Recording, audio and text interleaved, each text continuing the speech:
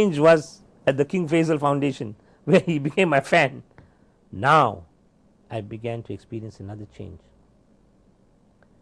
To experience somebody having a stroke and carrying them into your house, my dear brothers, and my father not having any control of his faculties, of passing out, it is no joke. Believe me, it is really no joke. It's a wake-up call, because we went into a new world, a total new world. And we took him to the hospital, and the hospital, the best hospitals in Durban, the Intibeni Hospital, the best neurologists in Durban, told us that your father will only live for 10 days. And we were stunned, shocked. 10 days is all we have with your father. So I came back home frantic, and I made telephone calls to my friends in Saudi. I said, please help, we need help now. Firstly, we're not well to do, we are poor, and we know that the hospital bills will kill us as well. But nevertheless, alhamdulillah, we need help. And alhamdulillah, I phoned Saudi Arabia, and the defense minister, Prince Sultan bin Salman, he sent his medical jet to pick my father up and take him to Riyadh. I accompanied my father, and my mother also accompanied my dad, and we were in Riyadh, Saudi Arabia for 10 months under treatment. In that period of time, we were taught how to take care of my father. In that period of time, we learned how to communicate with my father, and that was a new chapter that opened our life. My father learned to communicate, and at that hospital things began to happen. From the day we landed, it began to change our life. We met a European lady, and the first thing I asked her, she was a nurse in the ICU at the King Faisal Specialist Hospital, and the first thing I asked her, where are you from? She said, Sydney, Australia. I said, man, this man, Ahmed Deedat, my father, was in Sydney, Australia just a month ago. She said, is this the man? I said, why? She said, I was supposed to go to his talk.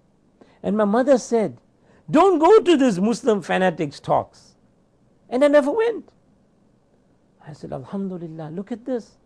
So I presented her with the tape of Easter, a Muslim viewpoint, done in Sydney, Australia. And believe me, it changed her life. She sent the tape to her mother. She said, Mommy, this is the man who spoke, and he's with us in the King Faisal Specialist Hospital. First stage. Second stage, the Saudi government appointed their best neurologist to take care of my father. And this man was a German. You know the Germans? They are proud. They walk tall.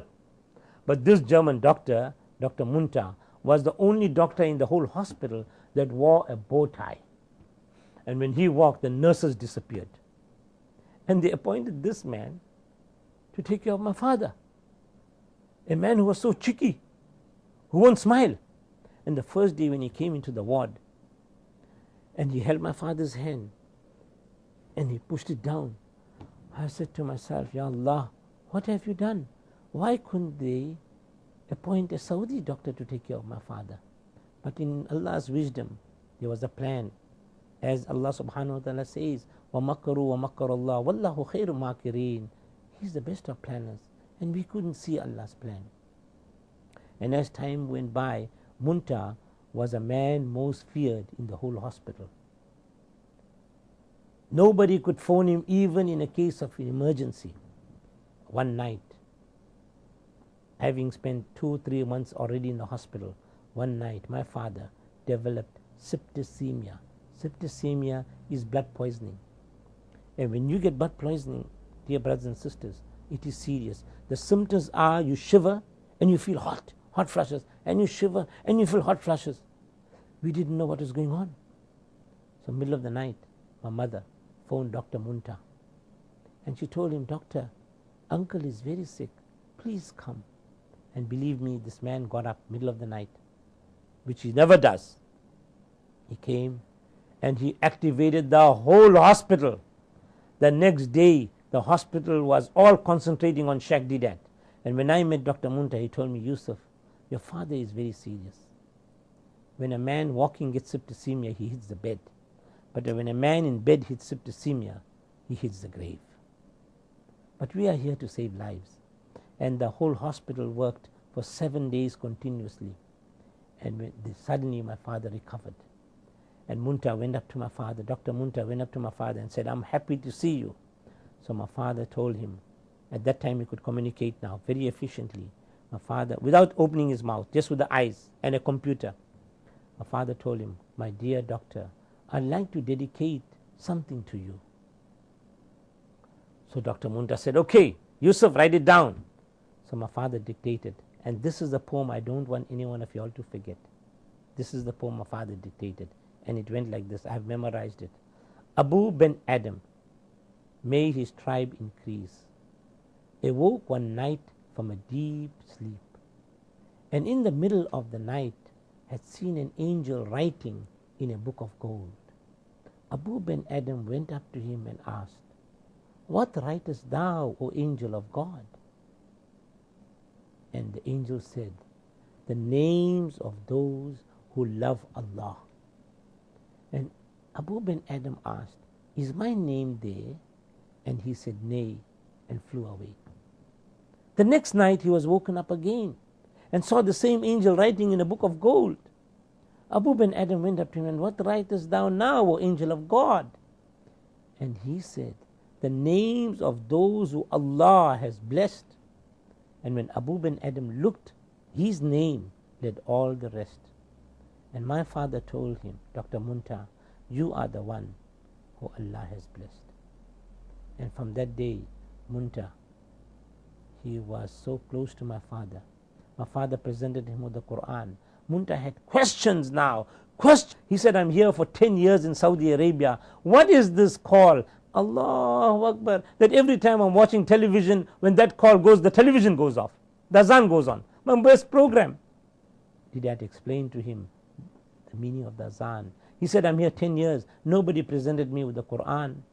My father presented him with the Quran in Saudi Arabia. A paralyzed bedridden man presenting a Quran. Then he had a final question on my father.